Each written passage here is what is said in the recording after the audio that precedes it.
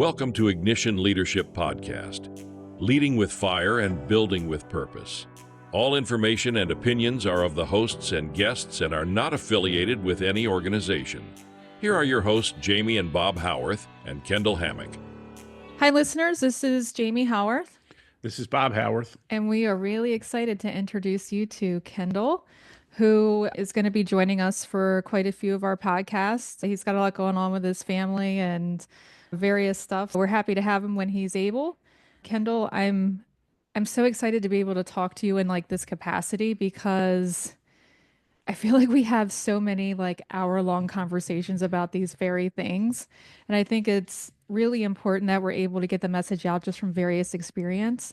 Our listeners know that Bob and I are first-generation firefighters, but you actually are a multi-generational firefighter. Your father was a firefighter, correct? Correct. And you decided to follow in his career path. So I guess nothing really scared you in the firehouse while you were growing up. Yeah, definitely. From a child, man, like this is exactly what I wanted to do. It was made very clear to my mom and dad that this was the path that I was headed down. And I'm like super ecstatic that I still get to live this dream out. Yeah, I can't believe how long it's been. And we've known our career paths have always crossed. We are always either ended up at the same station or just involved in projects, or we've just always stayed close, I feel like, through the years. I think one of the reasons for that is because we have a similar leadership style. I know that Bob has known you probably since you were born. Is that right? Not quite since he was born, but pretty darn close. I worked with his dad for a while, so I remember him coming to the firehouse as a young kid and long before he could ever be a firefighter. So it's been a little while. Yeah, for sure, man. Like, it's crazy to think as a kid, you show up at the firehouse and more often than not, we were leaving a game or my mom was bringing us there for discipline. So I can actually remember that more than once where your dad had to have a talk with you, you and your brother. Yes, man. I have very fond memories of the hose tower at that station. Yeah, man. I think I still have a little bit of chills when I walk in there. It's that culture, that environment is what led me to want to pursue this as a career. Fortunate to have it in my home. Like I got to see the benefit of it, the reward of it. And yeah, like I'm still dumbfounded. Like I do this for a career. This is it's not work because I love it. Like this career, man, it's the best job in the world, I think. Oh, I completely agree. Every time I think about how many years I have on, it just baffles me how quickly it went by. So if you could fill our listeners in on a little bit about your career, just some of your, I see your face. How about we start with like how many years you have on, a few different assignments that you've had. You've also worked your way up to lieutenant through the ranks. You were a firefighter, a driver. You've also been assigned in the training academy. So you have a lot of vast, diverse experience. If you could just go over kind of those things to give you a little direction there. Yeah, for sure. So obviously, as everyone does, I went through the academy, came out as a 2, worked in the 1st Battalion. And then as a 2, they moved me to South County, which living in that county, I had never experienced that area unless I was going for a sports event. So you talk about a complete culture shock for me, man. I was like, okay, this is what I'm getting into. Yes. So for our listeners, the 1st Battalion is much more condensed with people, has a lot more diversity. It's definitely faster paced, a lot more calls. And South County is much slower, rural, less condensed with people, less diverse. The culture shock for me was everyone told me that I was going to South County. And then when I realized that I was not deep in the South County, when I started getting detailed, I was like, I've never even knew this place existed in this place that I've lived for 18 years, right? Yeah. Okay.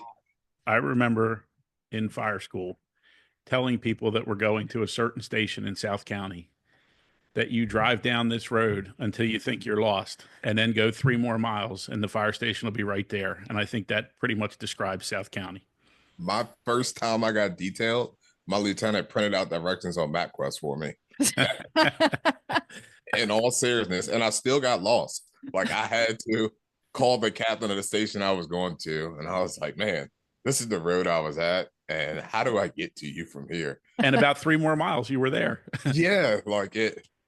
So spent some time as a two man. Went to the academy for a recruit class, and by the grace of God, I had some really good mentors there. You're talking senior people in the department who charted this course for me that I wasn't even prepared for or didn't even think of. I was just happy being a two.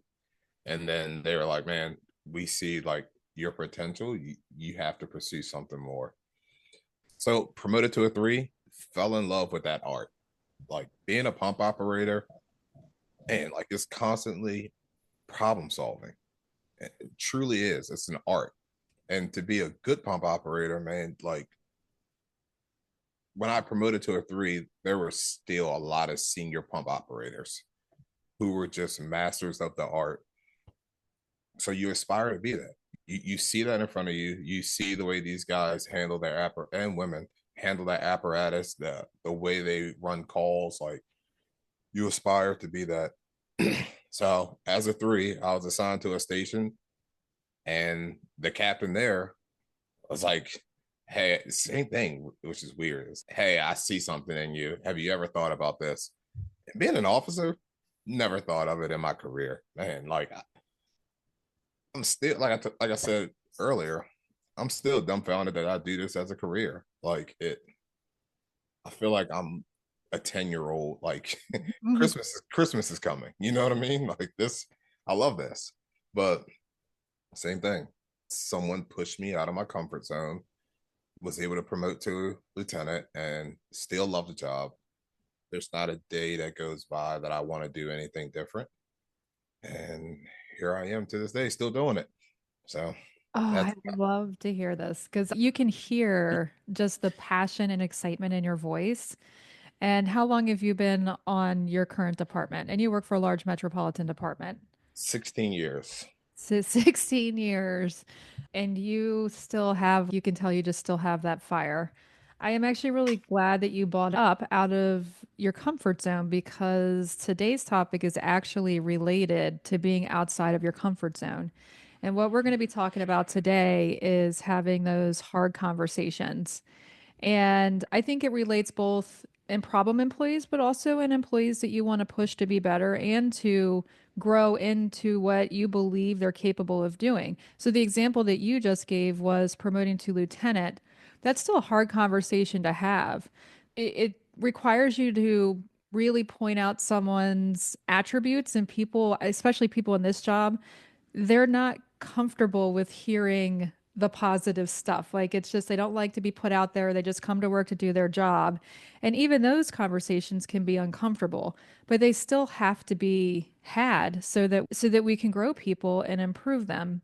Whether it is going through and getting a promotion or whether it's because they are a toxic employee where we need to get them back in line so that they're just not infecting the entire crew, battalion, department. So I think it's important that we do push people out of their comfort zone. I think, though, you have to remember that, and Kendall, I think you may agree with this based upon what you just said about becoming an officer. Before you ever have a hard conversation, you have to learn how to accept a hard conversation too. You said you didn't want to be a lieutenant, you didn't want to be an officer, you never thought about that. But somebody saw that and pushed you out of your comfort zone. And at first, I'm assuming that it was hard for you to take that in and digest it. And that experience helps you later on have a hard conversation with somebody else who you see the same thing. Yeah, yeah, for sure. I think the way I'm wired is I'm more comfortable being told where I need to improve than being told where I'm good, if that makes sense. Like someone, if someone wants to praise me, I shut down. But if someone tells me, hey, you really need to improve at this, I'm all for that. So go by what you said, man. Yeah, I wholeheartedly agree with that, Bob. And that's displaying humility and humbleness for the job. And I think it's great to have that approach. But at the same time, because I believe a lot of us are wired that way, that we also have to learn to accept what our strengths are, focus on what our weaknesses are, and it is a balance. I do feel, especially in an officer position, and you're a lieutenant now. Bob, as we spoke about before, he retired as a battalion chief, and I'm currently a battalion chief. And we've all worked our way through the ranks. So we've experienced just, I feel like the one of the most challenging part of our jobs is people. And we've explained this in previous episodes where you have a bunch of different cultures and backgrounds coming together to try and create a solid group that's a high functioning team. And there are some people who are high performers that do extremely well. And in some cases, they almost get entitled. And then you have to have a conversation with them because while they are high performers, they still have to follow the rules and they can't treat other people like crap. And I have found through my career, this is something that I know I feel like everybody is going to relate to. You'll have a high performer who does really well, and they just have this attitude or this like holier than thou attitude or whatever. And the response that you always hear from people is that's just the way they are. And that, I hate that the way that is said because not everybody is treated fairly or the same when it comes to that's just the way they are. They're allowing them to get away with that behavior because they're a higher performer. And those who still meet the standard but are not the top performer in the group, if they had the same behavior, they would be held accountable. And it's harder to have that conversation with somebody who is a higher performer, I feel. Yes, I would agree with that. Yeah. And So wait, before you go on, one thing about that, you said people like to say that's just the way they are. yeah, Maybe we can change some of that by instead of saying that's just the way they are, start reminding people by saying that's just the way we let them be. oh, that's a good one. Because that's exactly what we're doing. It's not just how they are, it's that we keep letting them be that way.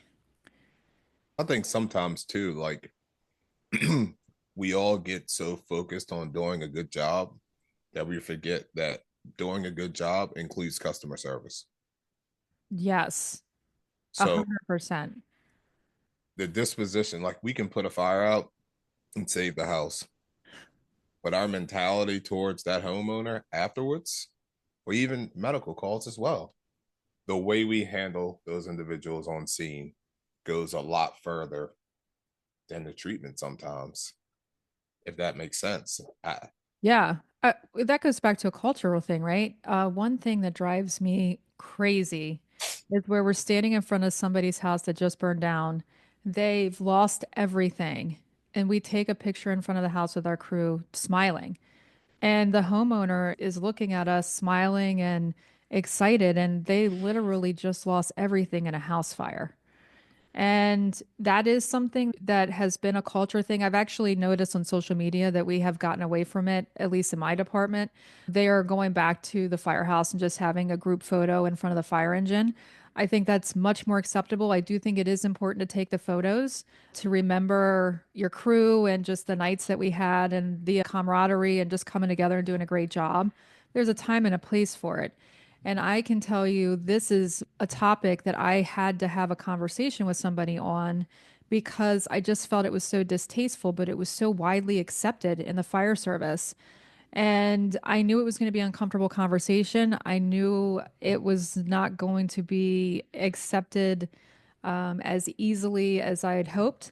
But at the end of the day, my focus was on the mission of the fire department, and my focus was on ensuring that we are giving that top level customer service. And it's such an easy fix to do it back at the firehouse versus on the fire ground. I sent Bob this, like I have it here. I printed it out. I read this article in Forbes magazine about Stop Playing Nice, Leadership Power Plays to Crush Toxic Employees, which is a really dramatic title, by the way, for what it actually is. So I almost didn't want to read it, but I do want to give them credit for it since it was their leadership article. But there's some stuff that they mention in it. I think the number one thing for me that it comes down to when you have difficult conversations is to ensure that you are setting clear expectations. We want to make sure that we are having clear expectations for our employees so that they are all on the same page. They know exactly what you expect of them, and they are following the rules and regulations that were set forth by the organization. And it's hard to expect people to follow what is expected of them if you do not lay it out for them. And I think that's where we start with the hard conversations is laying out our expectations. So I do want to ask each of you, not to put you too much on the spot, what is one thing that you expect from one of your employees? Bob? It's really pretty easy.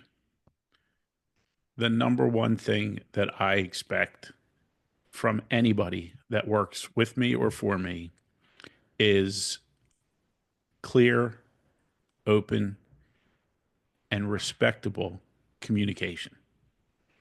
There is a multitude of issues that can be completely avoided with toxic employees or non-toxic employees simply by having good communication skills and speaking to each other in a respectful manner so that you can be empathetic of how that person feels and they can be empathetic of you having to enforce and have that hard conversation.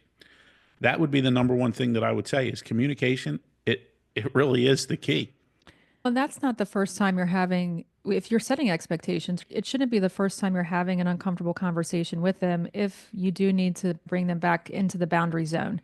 You should have already been having hard conversations with them throughout because setting expectations and ensuring that people are operating within the rules and regulations, that still is a hard conversation to have.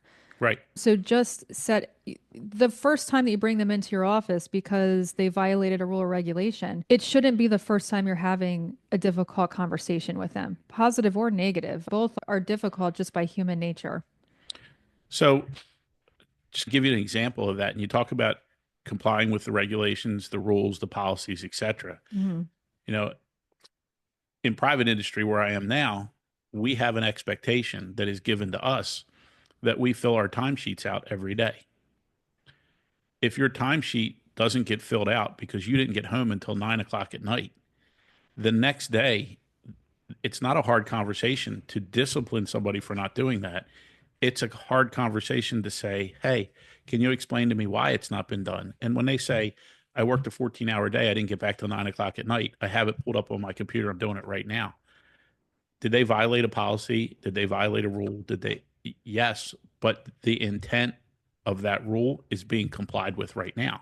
You're not going to get that unless you have communication. And you're right. You have to have some hard conversations beforehand. Yeah, definitely. And give them the benefit of the doubt. You should always be asking why somebody did something to understand their side of the story.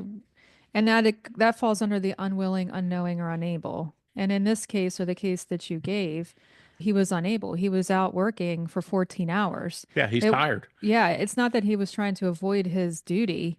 It was an extenuating circumstance that required him to put it in for the next day. And there is a balance between just cutthroat going after your employees and having that open communication. So I do think that's great. Kendall, you work down at the training academy, so I know for sure expectations have been clearly set in your career for personnel, both in that setting and then, of course, in your crew setting, or even when you were a pump operator. I feel like drivers are also the team leader, or even though they don't have the bugles, I always feel like everybody looks to the driver also. They're the ones that kind of help them through problems. They don't want to always take it to the officer, and they help to mentor and guide. So what is an expectation that you have, and you can have more than one if you have it for different settings, like one in recruit training and then one in the field? So I think for me, I'm big on customer service. For me, man, when you leave the station, everyone has to be treated with the utmost level of respect. And I think if you drive that home outside of the station, eventually it plays into your actions within the station. When you can get everybody on the same accord, treating everyone with the same level of respect. And I think you guys talked about in a previous episode, Mr. Bob is from the country. I'm not from the country. Yeah. But if we can treat each other with respect within the station, then where we came from doesn't really matter, because equally we're in the same position and we're trying to do the same thing. Yeah, I love that. Absolutely. So for me, Jamie, to say it is customer service and the level of respect for one another. When you leave there, doesn't matter what call it is, everyone expects it, from the cat in the tree to the pediatric. Right then and there is the worst time in that individual's life. We're there to solve the problem. We're there to be pleasant. We're there to be nice. We're there to do exactly what we can to make that situation better. Yeah. And I also love that you talk about internal and external customers with that. I believe that we do have high focus on external customers, the community. But then when we get back to the station, and I think maybe it's because we do live together like a family unit, that we forget that same respect needs to be had in the firehouse as well. It doesn't just stop at the door. It's important to continue that. And that mutual respect is going to help your team when they go out in the field to run those calls, for sure. Yeah, that's both internal and external are very important. You can't have good customer service to just one side. Correct. Yeah, for sure. So, gosh, you guys came up with two really good ones. I should have gone first. I just redid my expectations or reinforced them with my battalion recently, and there was various ones that were included in there. They touched upon both of those things, communication, on customer service, of course, safety. I feel like if I had to pick one outside of those two, it would be to have tactical discipline and follow your policies and procedures. I feel like the number one thing for me in my position that really causes safety issues and causes issues between teams, things that can definitely get you in trouble, is not having tactical discipline. And I guess discipline, even not just tactically, right?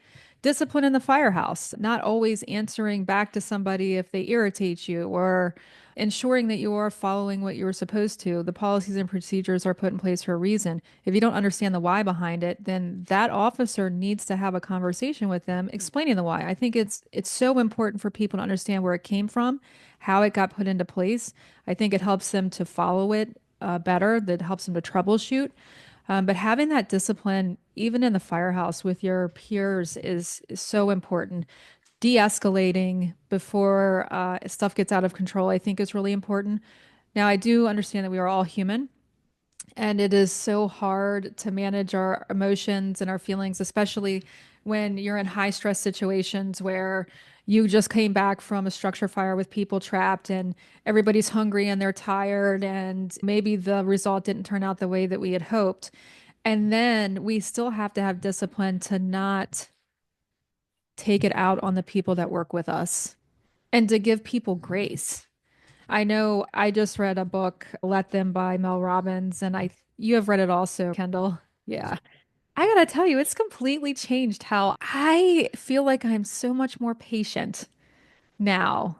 I'm not quick. The first thing that comes to my mind now is just let them and then let me.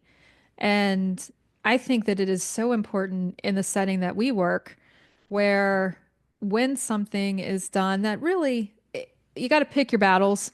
And then, am I really going to pick this battle or do I just let them? And I do think it just depends on what it is. If they carry out something that's just not the way that you would do it, but there's nothing wrong with it, let's say a training, they're learning and they're trying to carry out a training and they want to do it in a specific way. If it's not hurting anything and it is helpful, like just let them do it. It doesn't have to be done the way that you do it all the time. There's a lot of different ways to do it. And we spoke about this in our last episode where a lot of times officers are jumping in to do it their way instead of just letting them work through it.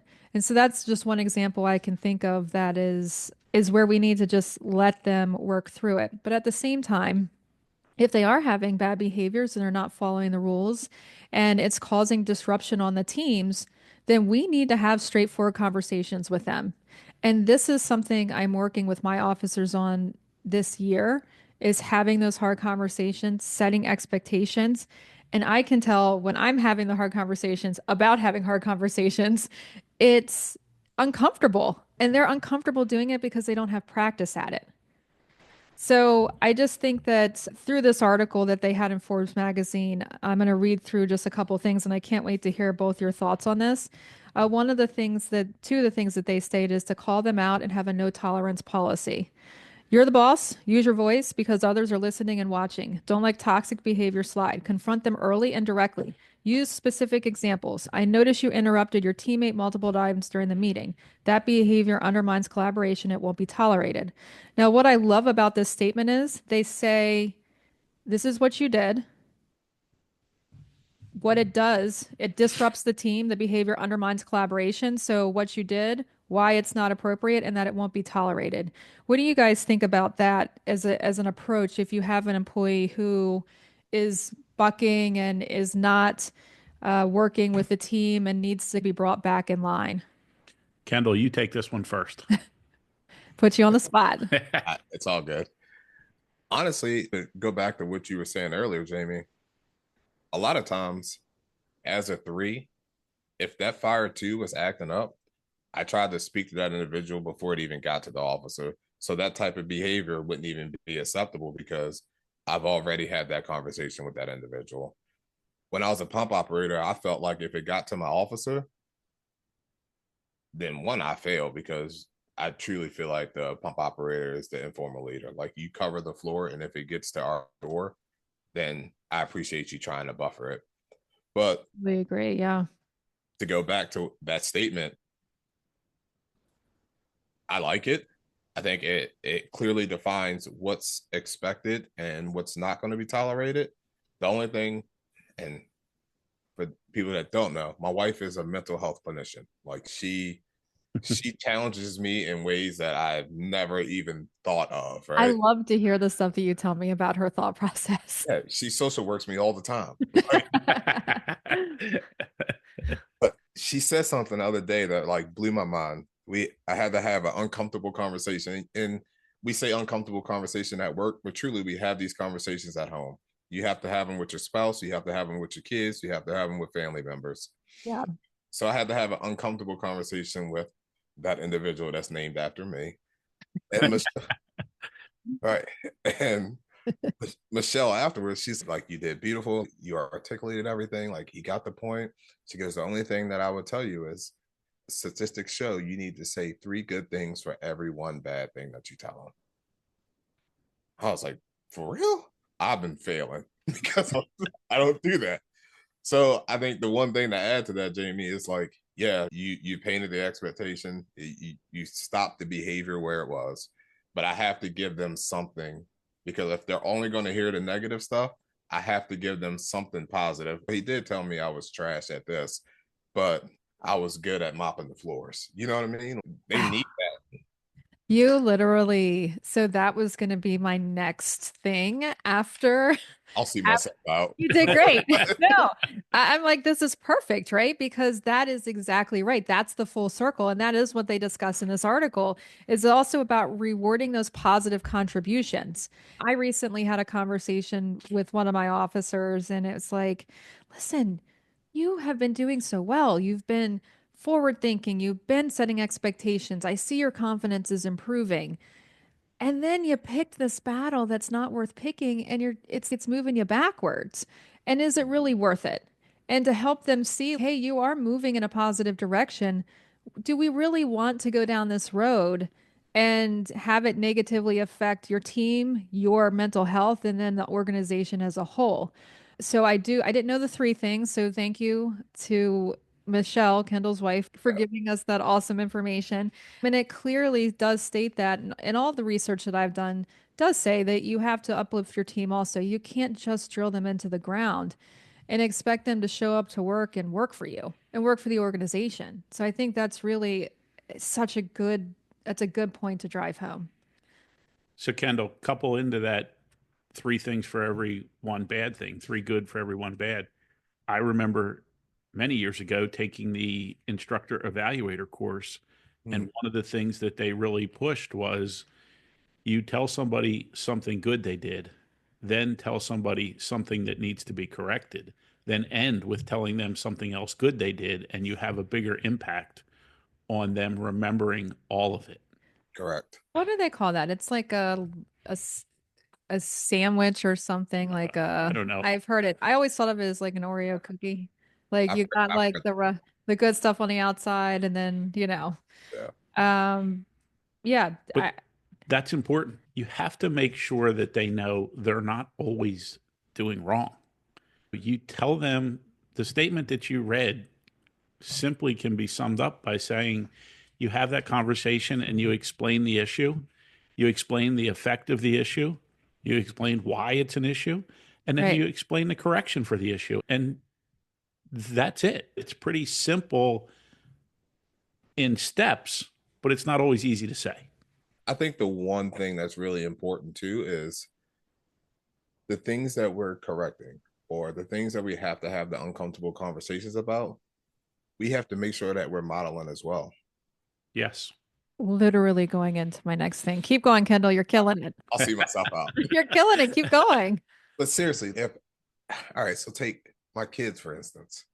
If I come home and I am constantly on my kids about the condition of their room, but then they walk into my room and it's poor, there's no substance behind what I'm telling them because I'm not modeling it. Right. And we've all had people like that just come and yell, you yelling at me about not having my shirt tucked in, but your shirt not tucked in. Make it make sense. So I think, yes, we're there to have the uncomfortable conversations, but we're also there to model the correct behavior so the uncomfortable conversations have more validity to them, if that makes Right. sense. Yeah. And lead with values, right? You want to lead with those values that has been set forth by the mission, by the organization, and by your own values as a leader and setting the example. And look, I am definitely guilty of this. I can think of recent incidents where I've just let something go on for too long and I didn't follow my own advice. And I got to tell you, I like beat myself up for it because I know that I could have handled it differently or better. And I think that's one thing that we do have to realize is in dealing with these difficult situations, especially as a supervisor, is that we have to give ourselves some grace. We're human too. And I also think it's important that we follow through with those discussions and not just say, you did this and it broke the policy, the end. I don't think that's going to change the behavior. I think it's just going to make them jaded. Instead of saying, this is the policy, this is why it's a policy, this is why it should be followed, you were explain to me why you didn't follow it, right? We want to go back to that unwilling, unknowing, unable. And if it's something where they are unwilling to follow it, then we need to get to the bottom of it and then progressive discipline needs to happen. I think the cool thing is like right now, I think we're in a big shift. I remember as a kid, the adult walked in, the adult told you to do something, you did it because they told you to. Right. Now, like as a supervisor or even as a husband, Michelle is big on the why. And my kids are too. And this generation that's coming through the fire schools and that you're working alongside are big on the whys. And I could not wrap my head around it. And I would tell them, because I said so. And Michelle would look at me, that doesn't register with me. And the same thing with the people that are working with us. We have to give them the why. Because if you just tell them it says in Appendix A, this is the rule, and Yeah. you violate it by this, how and why does that apply to them? Because they need to see the practical application Yeah. behind it. And there is a place for because I told you to do it or because I said so, but that has to be followed up later with the why. Yeah, for sure. Now, if it's a life safety issue, if it's something like that, because I said so is appropriate. Now, it needs to be done right now. But then afterwards, there's no reason you can't revisit that and explain the why. Yeah, totally. We have, and that's usually on the fire ground, right? We operate in emergency and non-emergency situations. And if something, we have that paramilitary structure so that we do get things done on the fire ground or on an emergency call, EMS call, where we do operate as a high functioning team and have the best outcome for the community. There have been times where I didn't understand why something was done, and I have had to go back to my officer and say, hey, we did it. I just really don't understand why we did it. And it was always something I would never forget. Like when they would tell me why, and I'm like, oh, okay, that actually makes a lot of sense. It's usually a really good reason, and not everything is written into the rules and regulations. Otherwise, SOGs and rules and regs, they would be hundreds and hundreds of pages long. And you have to have that practical application that also is followed up with experience. So it's important. We started this out at the beginning, Kendall, where you said having mentors. It's important to have those mentors, and it's important to understand the why behind it as a leader and as a follower for followership. And even as leaders, we're still followers. I do followership with my chain of command with the ops chief and our shift commander, who is a rank above me. There are sometimes there are things that I don't agree with, but that is the direction we are heading. And I'm fortunate enough that my supervisor does take the time out to tell me the why. And it really makes a big difference to me. And then whether I agree with it or not, at least I understand why we're doing it. And then that's the ship and that's the way that we're going to direct it. I appreciate the supervisor that gives you the why, Yeah. because I'm really uncomfortable asking for it. From the way I was raised, asking why was almost seen as disrespectful. Yeah. So even now at 36 years old, I am really uncomfortable asking why. Yeah. It's like back talking almost, right? Exactly. And that's how I perceived it. Yeah. And Our culture is the culture now, as you explained, is people are being raised, these new generations, they really feed off of the why, which I think is very healthy. It's a very healthy way to be. I think it makes us better. It's just, it's the way that you go about it. It's the way that you go about it as a leader and doing it in a way that rewards positive behavior, but also manages toxic behavior and sets those expectations. One of the things that the why does is the why also drives change, because when you have somebody that asks why and you explain why, in their mind, they may be thinking of a why can't I make it better? So without that why, and just for years, there were certain old wives' tales that were said in the fire service, in fire investigation, in whatever you were doing. Those got changed because somebody asked why, and somebody was proactive enough to explain to them why. So I think that there is a really good reason for the why, even though some of us may not like it all the time. There's a good reason behind it. Yeah, there's always going to be time that you don't like it. And that's just the way that it is. And that goes into good followership as well. We are going to finish up this episode with, because we could talk about this for hours and hours. We're going to finish up this episode with one recommendation that you have for somebody that works underneath of you, maybe a firefighter, an officer, depending what position you're in. What is a piece of advice that you would give them for having hard conversations? So Bob, you're first. I'll take this one. One of the best pieces of advice I could give someone for having hard conversation is it's going to be twofold. Be honest in the conversation and be reflective of how your conversation is affecting that other person. If you're honest and you're concerned about how it's affecting them, hard conversations become a lot easier. Yep, definitely. I agree. Do you want me to go next, Kendall, or are you? I'll do it. It's all Okay. good. I think it goes back to what they say from really good presenters. I think it was John Maxwell and 21 Irrefutable Laws of Leadership, I believe it was. Yep. When he said he never pictured trying to address every individual in the room. He tried to target an audience when he spoke. When you have the uncomfortable conversation, you have to know the individual that you're speaking to. And certain individuals are going to receive messages differently. So having a good gauge and having that relationship with that individual prior to having the uncomfortable conversation will make it 10 times easier for you. So don't be holier than thou and get to know these individuals. That way, when you have the conversation with them, they know it's coming from a genuine place rather than an authoritative figure, if that makes sense. Yeah, definitely. That's really great advice. And I love the know your audience.